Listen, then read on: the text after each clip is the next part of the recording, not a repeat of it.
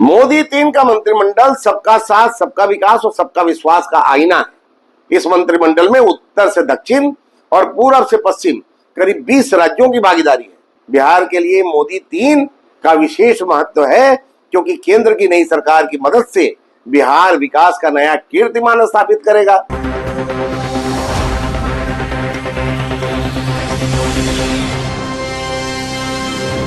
नमस्कार, स्वागत है आपका पीटीएन न्यूज में। मैं प्राची कुशवाहा। चुनाव के बाद अब राजनीति तेज हो गई है। नए मंत्रिमंडल के गठन के बाद अब हर नेता अपना अपना बयान देते नजर आ रहे हैं। इसी क्रम में नरेंद्र मोदी का मंत्रिमंडल बनाने के बाद भाजपा प्रवक्ता प्रभाकर मिश्र का नया बयान सामने आ रहा है, जिसमें प्रभाकर मिश्र ने पत्रकारों से बातचीत के दौरान मोदी के बारे में बात करते हुए कहा कि मोदी मंत्रिमंडल के 3 का मंत्र सबका साथ, सबका विकास और सबका विश्वास का आईना है। इस मंत्रिमंडल में उत्तर से दक्षिण और पूर्व से पश्चिम करीब 20 राज्यों की भागीदारी इसी मंत्रिमंडल में है।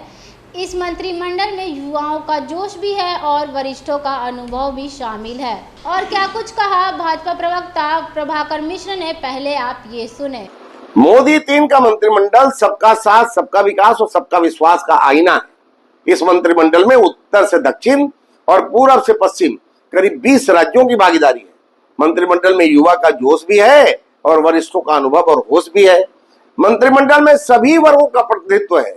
बिहार के लिए मोदी 3 का विशेष महत्व है क्योंकि केंद्र की नई सरकार की मदद से बिहार विकास का नया कीर्तिमान स्थापित करेगा। मोदी 3 मंत्रिमंडल में बिहार के पूर्व मुख्यमंत्री जीतनराम मांझी जैसे वरिष्ठ और अनुभवी राजनेता को भी जगह मिली है और चिराग पासवान जैसे युवा साथी को शामिल किया गया है।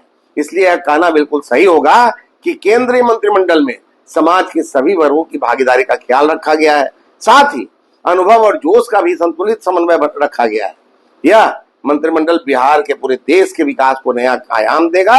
मोदी 3 देश के मान, सम्मान और गर्व को नया उत्कर्ष प्रदान करेगा।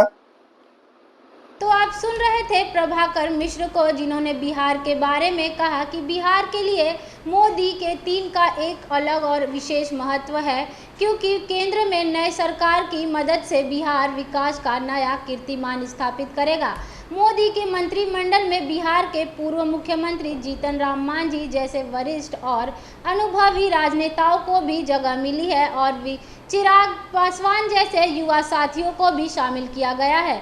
इसलिए ये कहना बिल्कुल सही होगा कि सरकार नई केंद्रीय मंत्रिमंडल से सभी समाज की भागीदारी का पूर्ण रूप से ख्याल रख रही है। इस खबर में बस इतना ही। आगे की और तमाम खबरों के लिए जुड़े रहिए हमारे साथ। वीडियो को लाइक, शेयर और चैनल को सब्सक्राइब करना ना भूलें। धन्यवाद।